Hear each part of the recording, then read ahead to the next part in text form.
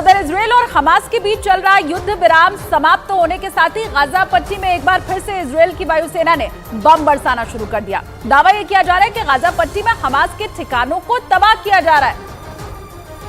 इसके लिए शुक्रवार को इजरायल की सेना ने फुटेज भी जारी किया और दावा किया कि शुक्रवार को गाजा पट्टी में हमास के 200 से ज्यादा ठिकानों पर हमला किया गया, जिससे एक बार फिर गाजा के अलग अलग हिस्सों में तबाही की तस्वीर सामने आ रही है।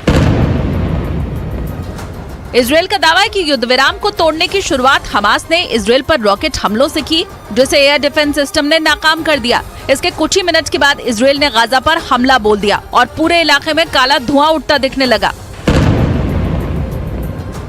इजरायल का दावा है कि उसने गाजा के दक्षिणी हिस्से में पर्चे गिराकर गाजा में रहने वाले आम लोगों से अपील की है कि वो इलाके को खाली कर दें। युद्ध विराम खत्म हुआ, इजरायल ने गाजा पर एक बार फिर पूरी ताकत के साथ हमले शुरू कर दिए, यानी गाजा पर हमास के हमलों का चैप्टर 2 शुरू हो गया। खबरों के मुताबिक इस बार इजरायल ने गाजा में उत्तर से दक्षिण तक एक साथ अपने लड़ाकू विमानों से बम बरसाए, जिससे गाजा के कई इलाके धुआं धुआं हो गए। वहां से सामने आए एक वीडियो में बम धमाके के बाद काले धुएं का बवंडर उठता नजर आया। इजरायल ने आरोप लगाया कि सीज फायर की समय सीमा खत्म होने से कुछ घंटे पहले ही हमास ने उसकी सीमा के अंदर एक इमारत को निशाना बनाकर रॉकेट दागा,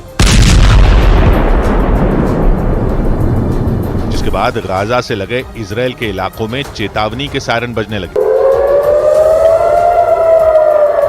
इसके थोड़ी ही देर बाद रोशनी के साथ तेज धमाके की आवाज सुनाई दी।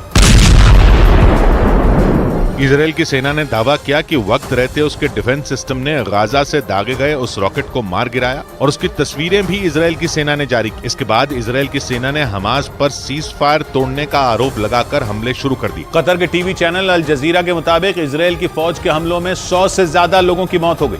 खबर है कि गाजा पर हमले से पहले उत्तरी इजरायल में 2 हाईवे बंद कर दिए गए।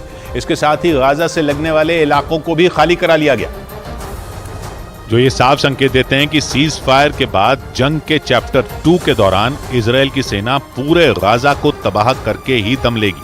द टाइम्स ऑफ इजरायल के मुताबिक इजरायली सेना ने गाजा के लोगों को खान यूनिस इलाके को खाली करने के आदेश भी जारी कर दिए और इसके लिए अरबी भाषा में लिखे पर्चे गिराए गए। इजरायल की सेना ने दावा किया कि खान यूनिस में अब भी कई ऐसे ठिकाने हैं जहां हमास के लड़ाके छिपकर बैठे हैं। अल जजीरा के मुताबिक सीज फायर के बाद शुरू हुए हमलों में गाजा में 100 से ज्यादा लोग मारे जा चुके हैं, यानी कुछ ही घंटों में इजरायल की सेना ने गाजा में कहर बरपा दिया और बंधकों को छुड़ाने के लिए 24 अक्टूबर से 4 दिन का सीज फायर शुरू किया गया था। इसके बाद युद्ध विराम को 2 दिन के लिए बढ़ा दिया गया था।